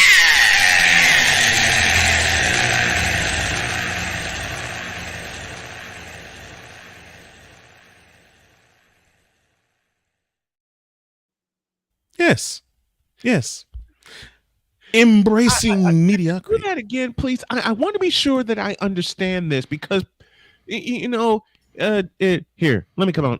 Let me come on here and make this cute proper. See, people told you and I and Victor and Sick and JJ, a lot of us that actually watch the doggone game, that we don't know basketball. So I want to be sure that I remember that LeBron took what in 6 final series? Well, I mean, he had in final series in the 10 that he has played, he has 4 series victories, 6 finals.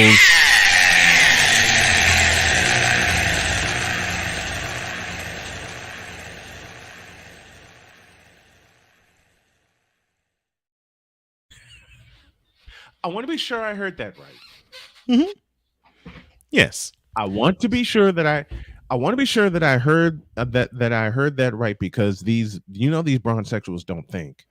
These Bronsexuals just ride. Okay, here I go being vulgar. They just ride the joystick with their eyes closed. Yeah. And next thing you know, it's down their throat and up our asses. Yeah. With this rhetoric. With this rhetoric. My eyes don't. Listen, I may be 51, but I know what I've watched over the course of 44 years. Yeah. And they scream louder than a chick in a horror film. I mean, I just don't understand it. I really, I mean, these last few years, I have had a hard time wrapping my brain around the fact that they embrace mediocrity so hard. Just like now, am I right? Now, am I addressing LeBron James fans? No.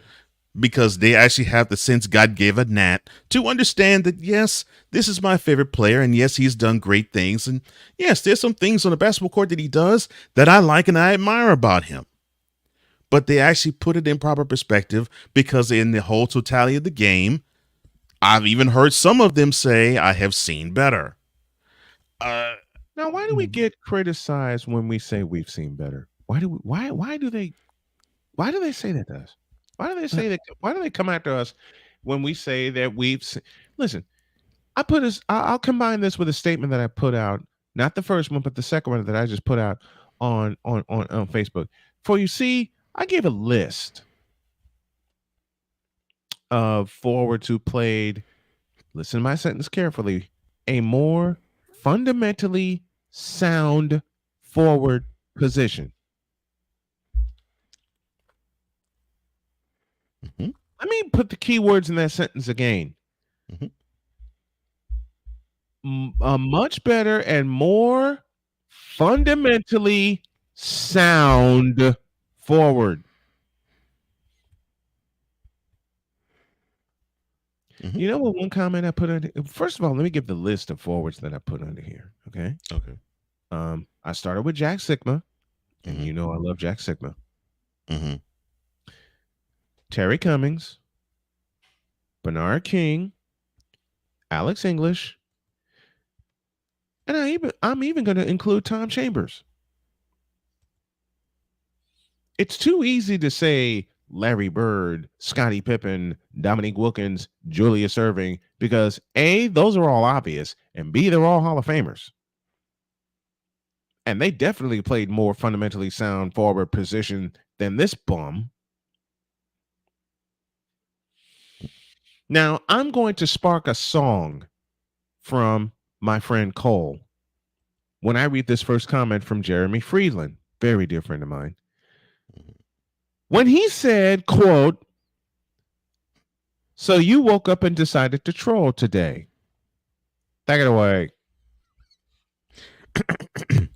Use a troll. Troll! Use a troll. Troll! Use a troll. We said that use a troll. Lord. Now back to this. Now back to the greatest comeback ever. Against the greatest team ever, too. Against the greatest. Okay, thank you. Thank you for that correction. Back to that. But greatest comeback too is true, because that's what they say. That team was the 86 Celtics. Who only lost one time at home. Against the greatest team remarkable. ever. Guess the greatest team ever. Okay, there's a list of greatest teams ever that we can name, and Cole has basically named them. Let's see. Mention the Bulls. 6 times over. 86 Celtics. Mm-hmm. Hell, 84 Celtics, if you want to think about it. Yeah, 84 Celtics was not that wasn't a bad team. They weren't chopped liver either. Yeah. Nope. 83 Sixers. You know the Lakers of the 80s. Oh God. The 83 Sixers. Yes. One of the best teams ever, too. 65 and 17. I believe they swept the World Championship Series. They did. The only series they didn't sweep was the Eastern Conference Finals. Milwaukee. And let me think. I need my feedback zone, and I need my partner to correct me. But on May 31st, 1983, inside the Fabulous Forum in Inglewood, the Sixers were leading 109-108. Julius Erving gets the ball against Magic Johnson, 2 Hall of Famers, by the way. And I believe Julius Erving sealed the game and the title with the most simplest thing you can have in basketball. We like to call it a jump shot. Mm-hmm. And by the way, that was an 18-foot jump shot. Yeah, I was about to say, probably between 17 and 19 feet. That was an 18-foot jump. That was an 18-foot jump shot that splashed. No rim, no backboard, splash. I didn't see anybody come back against that team. I didn't see anybody, and we're talking about greatest teams ever. Let's see. The 1978 Washington Bullets. Elvin Hayes, anyone? Yeah, underrated. Sunsold, anyone? 1979, and I'm going to make my partner smile when I say this. The 1979 Seattle Supersonics. Lenny Williams pulling the double duty of player and coach. Yep. 1979. Of course.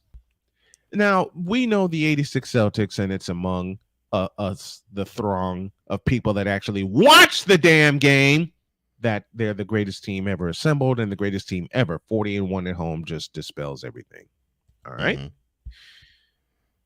But you got to look at that Lakers team from 1980. And why do I mention 1980? There was a fellow by the name of Irvin Magic Johnson who went to Paul Westhead after Kareem Abdul-Jabbar was injured in Game 5. He went to Westhead on the road to Philadelphia and said, "Never fear, Magic's here."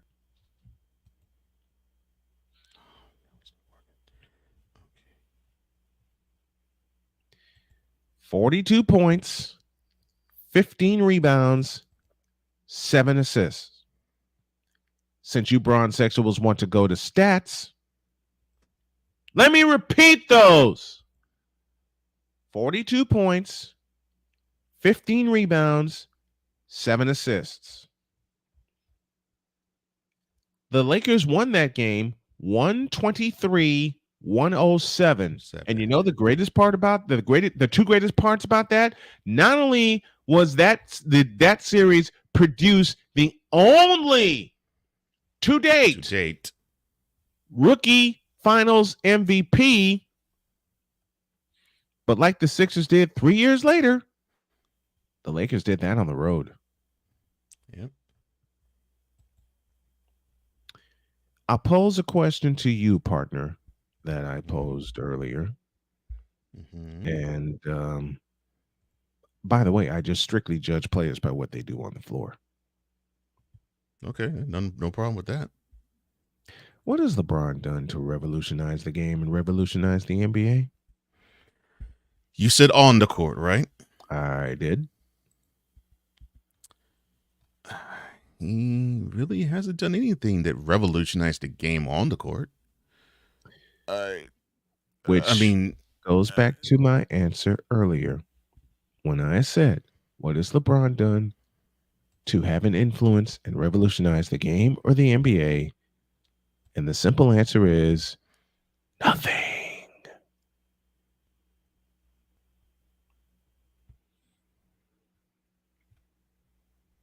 And to the first one, Paul John Cerullo. Give me this button. You stupid fucking idiot. Watch the game and take the joystick out of your mouth, please. In other words, stop the cap. I bet you haven't even seen Michael Jordan play. You idiot.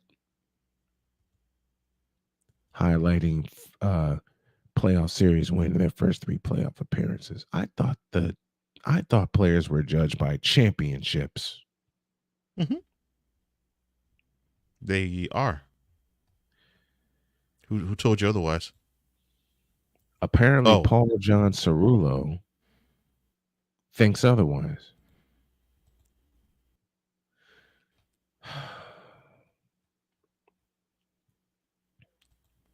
You stupid idiot.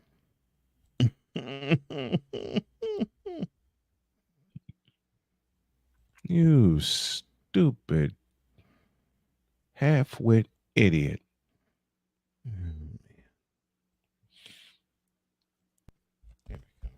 Now get the absolute hell out of our face.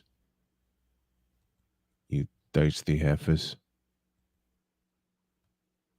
Use a troll. In a world where logic and sense flies completely out the window, while purple and yellow glasses are donned, rises a figure who encourages ridiculous, undying loyalty. Good Lord, I'm about to throw up. This has been yet another installment of the Bronsexual Confessions. Or after this. This is Snowman in the Morning.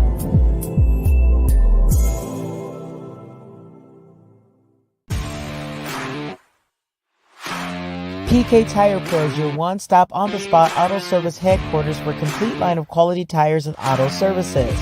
For years, we have provided the Stockton, California area with the latest products and unprecedented services for everything we sell. And for years, our customers have been coming back. Take a look around. If you don't find what you need, visit us in Stockton, California.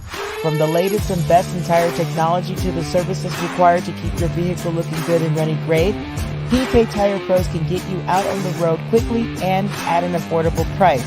Stop by soon to see why so many people consider PK Tire Pros to be the one-stop shop for all of their tire needs. At PK Tire Pros, our friendly and knowledgeable staff, quick and dependable service professionals, and affordable prices all come together to make driving out on a new set of tires easy. On top of that, we never tire of tires. Stop by and see us, and you'll be glad you did.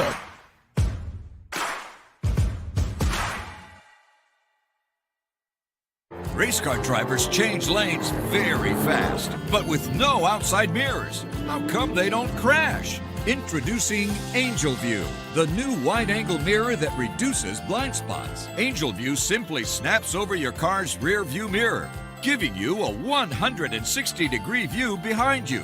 Just look at the difference.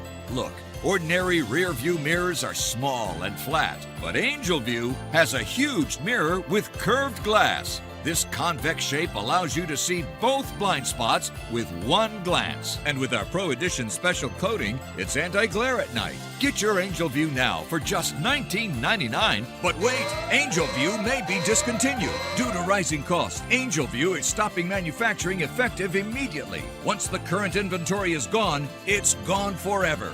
Order now. Call 1-800-495-0761. That's 1-800-495-0761. Or visit GetAngelView.com. Order now. 'Cause we take this job so serious. The f*** is that? Sorry, pardon me. My apologies. What is...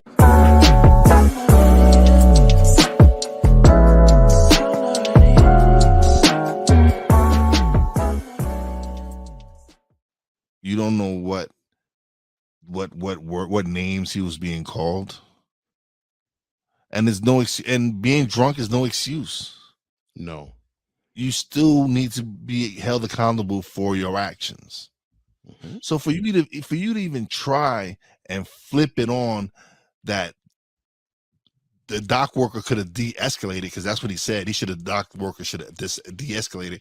How you gonna de-escalate 5 people jumping on your and beating you down? Huh? What's the de-escalation in that? Yeah. Again, MAGA, take this fat with you, because he doesn't speak for us. He could take those sheets that he was promoting on his show and wrap himself around with them and go drown himself in the pool. I could give 2. Oh my God, no.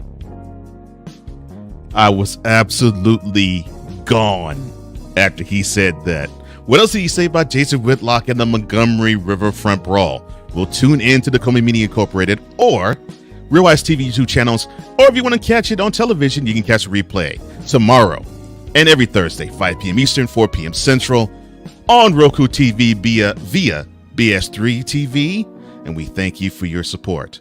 Everybody in the Finance Feedback Zone, Snowman Multimedia, Snowman himself, and those who are listening and watching.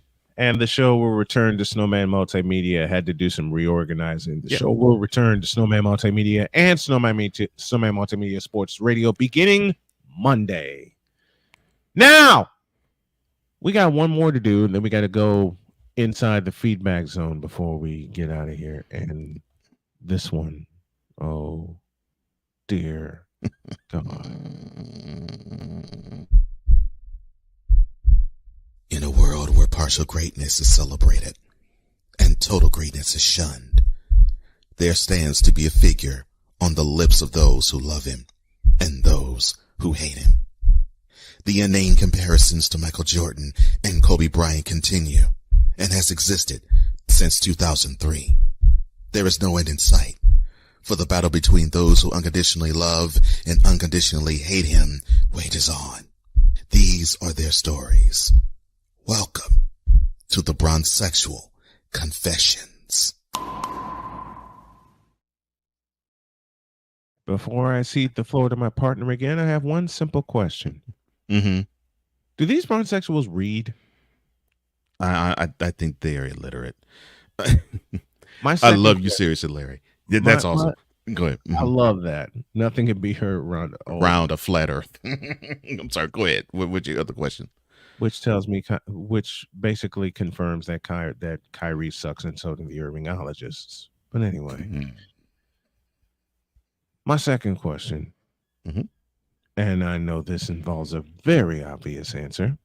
Okay. Do these fools actually watch the damn game?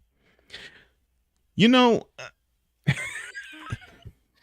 and this goes to another point that seriously Larry actually brought up, which makes me think the answer to that question is no.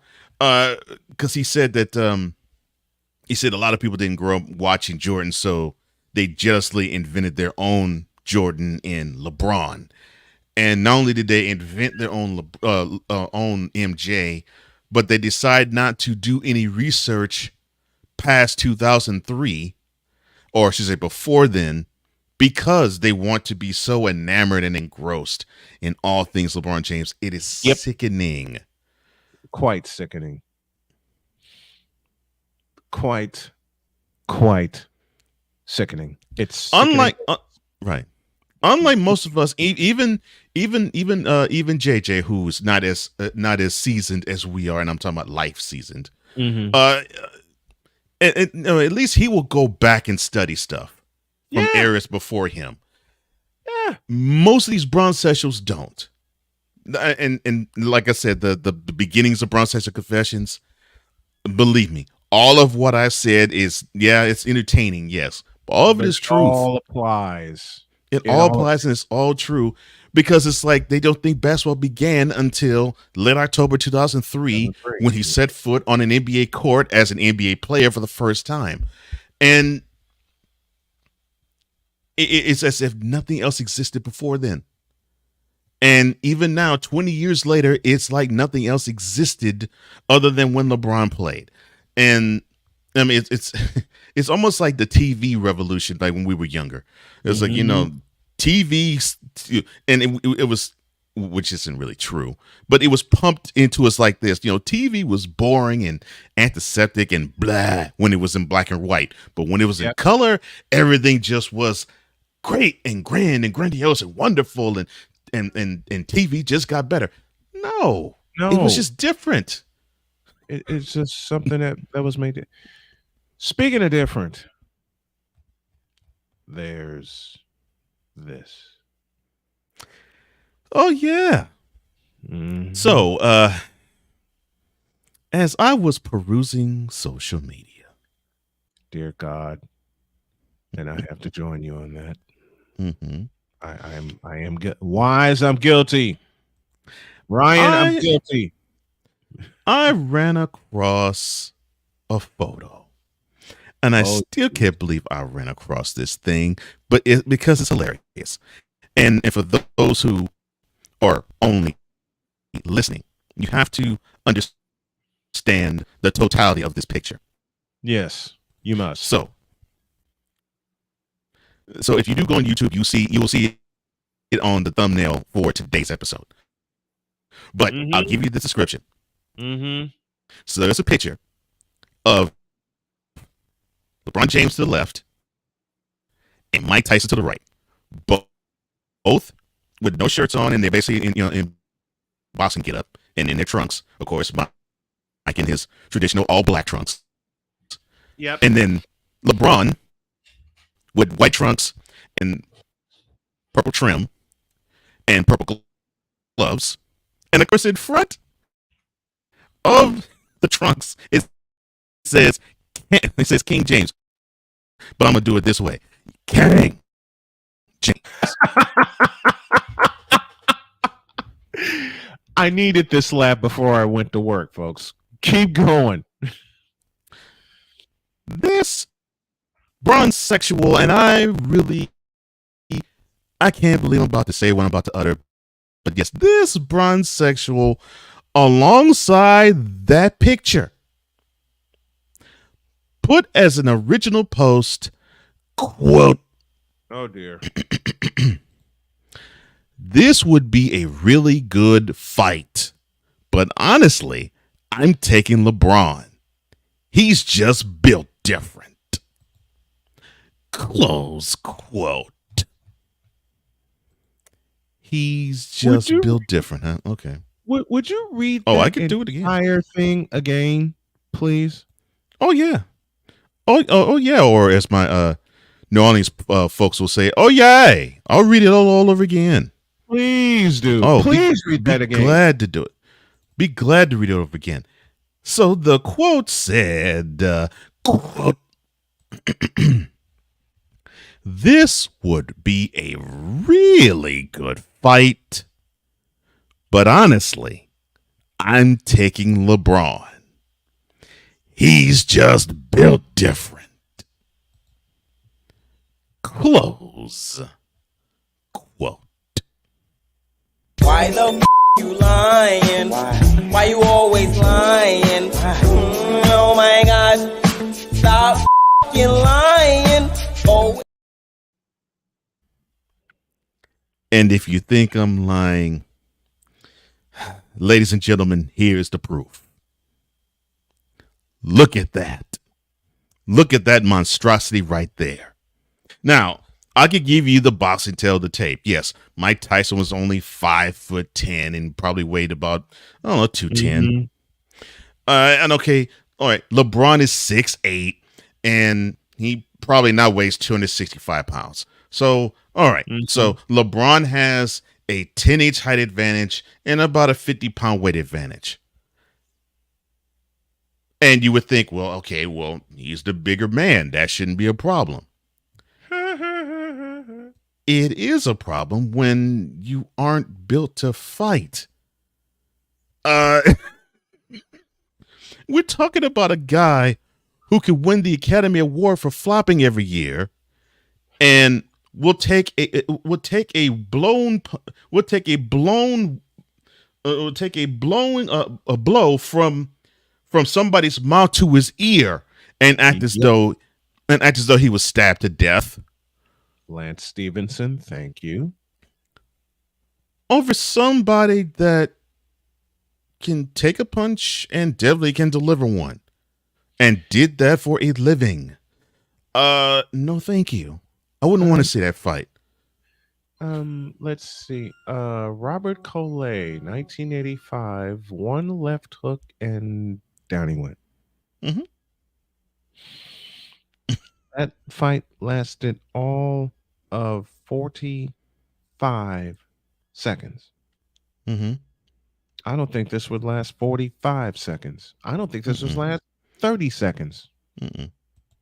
And Hot TV, that's exactly why I put that there, because to me, there are very few fighters I would say, okay, they can hang with Tyson and probably can beat him. There's few. And when I say few, I mean less than 5. I'm not going to insult Tyson's legacy, lineage, or the man himself by saying a basketball player can beat him. No. That's no. I'll say this now. Tyson's 57. Tyson can put LeBron James to sleep now. Bump 85, 86, 87, where he probably could just put LeBron James to sleep for months. Tyson can knock LeBron out now. Left hook. Anybody who watched Tyson fight knows that one of his go-tos was that devastating left hook. And Tyson was right-handed. Yeah, well, but see, Tyson was right-handed, but two of his best punches was left hook and left uppercut. Yeah. Tiger uppercut. And he was good. He was good with the other hand too. But he was in the ring, he was a lefty. In the ring, he was a lefty. Because you saw with that look, LeBron's face meets that left hook. He's gone. And he ain't getting up. Not without help. So, Bronsexuals, this is not an insult to you. This is not an insult to Yo King. Not at all. Not at all. It's just that you cannot put LeBron James, who, yes, he's really good in basketball. You can't put him in a boxing ring and think he can hang with a boxer, let alone beat him. Seriously, Larry, it was the best punch I have ever seen until I got a chance to study Joe Frazier more. And that left hook of his, whew. If you thought Tyson's was good, and Tyson's was awesome. Look at Frazier's. Yeah, Frazier's was even better. Frazier's was even better. And there's no slight to Tyson, because Tyson put many people to sleep with that left hook. But see, every signature boxer had their signature punch, and I had a chance to study Smoking Joe's left hook. My God, yeah, that scares me, and I'm 6'5". That scares me. I am nowhere near a boxer. Okay, yeah, but he do that with bad intentions. Yeah, someone threatens my family. However, they're catching hands. Yeah. Forget it. Yeah, to do it for a living. Yeah, to do it for recreational purposes. No. Look, there was a song that Fresh Prince and Jazzy Jeff did. Someone mentioned earlier, I think I can beat Mike Tyson. Yeah. I will never forget this line, and we'll close with this. For a second, I look good out there, but then Mike brought to reality my worst nightmare. That's my worst nightmare. Yep. So, Bronsexuals, stop the cap and shut it up and get out of our face, you thirsty bitches. In a world where logic and sense flies completely out the window, while purple and yellow glasses are donned, rises a figure who encourages ridiculous, undying loyalty. Good Lord, I'm about to throw up. This has been yet another installment of the Bronsexual Confessions. Now, who believes LeBron James could beat Mike Tyson in a boxing match? We're out of time. Have a great day. God bless. Remember to make your next move your best move. And always remember, if your dreams don't scare you, then they are simply not big enough. Dream big, do bigger. We are, and we hope y'all are too. We're out of here. We'll see you tomorrow.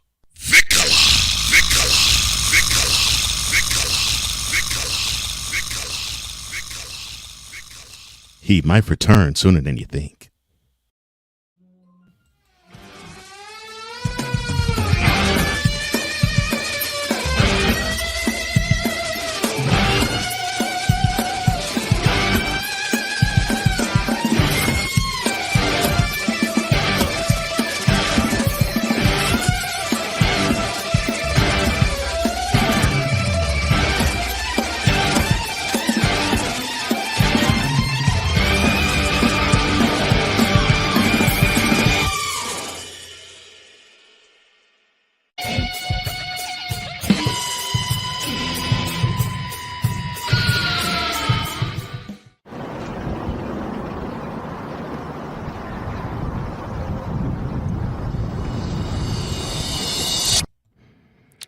Bronsexuals, your thinking is